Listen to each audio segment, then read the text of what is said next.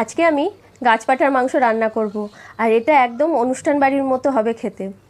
আর আমি যেভাবে রান্না করব এইভাবে যদি একবার রান্না করেন তাহলে মুখ থেকে কিন্তু ছাড়বে না।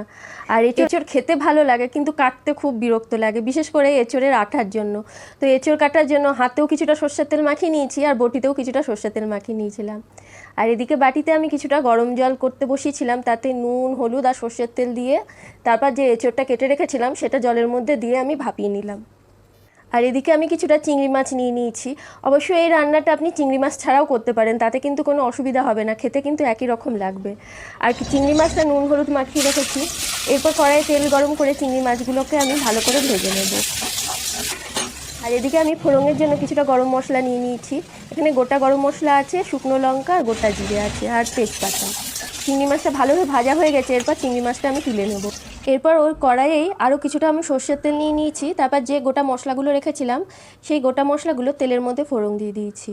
এরপর একটা মিডিয়াম সাইজের পেঁয়াজ কেটে রেখেছিলাম, সেটা তেলের মধ্যে দিয়ে ভেজে নেব। আর ঝালটা যে যেমন খাবেন সেই অনুপাতে কাঁচা লঙ্কা দিয়ে দেবেন। আর এখানে দুটো মিডিয়াম সাইজের আলু কেটে রেখেছিলাম, সেটাও তেলের মধ্যে দিয়ে ভালো করে ভেজে নিয়ে তারপর ভাপিয়ে রাখা এঁচোড়টাও আলুর সাথে দিয়ে ভালো করে ভেজে নেব। আর এখানে কিন্তু ভাজাটা একটু লাল করে ভেজে নিতে হবে। এরপর দুটো মিডিয়াম সাইজের পেঁয়াজের আমি পেস্ট করে রেখেছিলাম, সেটা আমি এঁচোড় আর আলুর মধ্যে দিয়ে ভালো করে ভেজে নিয়েছি। তারপর 1.5 চামচ মতো আদা রসুনের পেস্ট দিয়ে দেবো। আর মশলাগুলোকে কিন্তু ভালো করে ভেজে নিতে হবে। এরপর শুকনো লঙ্কার গুঁড়ো দিয়ে দিলাম, হলুদ দিয়ে দিলাম আর ধনে জিরে দিয়ে দিলাম। তারপরও আবার ভালো করে নাড়াচাড়া করব। আর এই সময় সামান্য একটু জল দিয়ে মশলাটাকে আমি কষিয়ে নেব। আর নুনটা স্বাদ মতো দিয়ে দেব। আর এতে আমি একটু আলুর দম মশলা ব্যবহার করেছি, বাজারে কিনতে পাওয়া যায়। সেই আলুর দম মশলার প্যাকেট কেনা ছিল ঘরে, সেই মশলাগুলো এখানে আমি দিয়েছি। এতে কিন্তু রান্নাটা খেতে কিন্তু খুব ভালো হয়। এরপর আমি দুটো মিডিয়াম সাইজের টমেটো পেস্ট করে রেখেছিলাম, সেটাও দিয়ে দিলাম। এই পর্যায়ে বলে রাখি, মশলাটা কিন্তু খুব ভালো করে কষিয়ে নিতে হবে। আর ঢেকে ঢেকে মশলাটাকে আমি কষিয়ে নেব। আর পাশের গ্যাসে আমি কিছুটা গরম জল করতে বসিয়ে দেবো।